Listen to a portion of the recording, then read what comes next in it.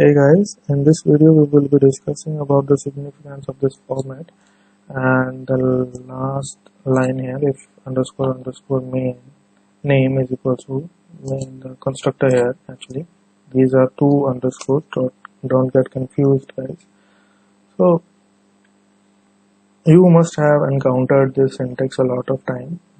If you have been programming in Python, then you must have encountered this type of syntax, and it runs the same as this program. If I have to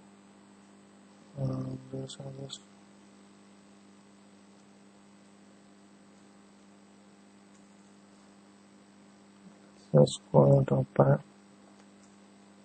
So if I do this, it's gonna be same, right? This is main. These two programs are going to be same, as you can see. This is main, this is main. No, there is no difference if at first glance, that is. So what is the significance? The first advantage that we encounter here is that if we want to declare the function after we have called it, as we cannot do that in Python if you don't know that. So if I do this,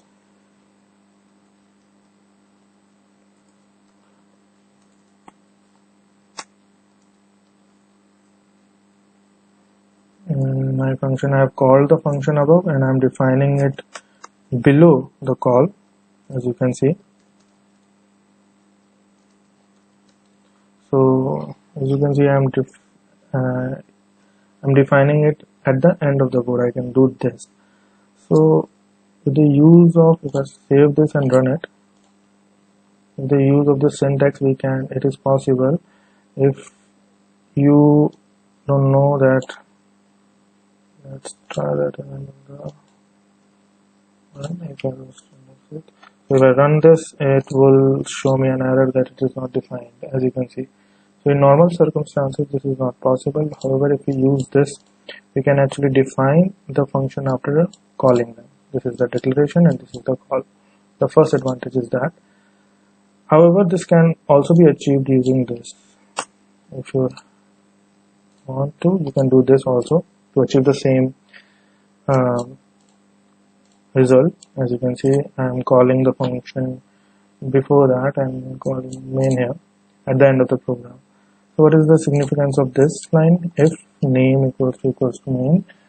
What this mean is that it's actually used when we create modules and define.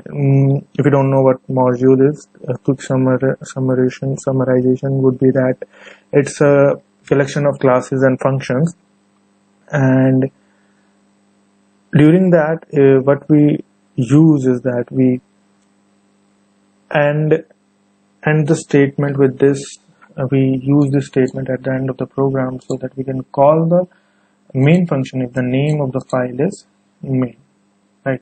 So if name of the file or name of the module is main, then it's going to call this function main and this program is going to get executed. So it's basically for modules and a lot of programs that contains a lot of code, classes or functions. That's where we use this. So let's discuss it in depth when we are going to go further in this course.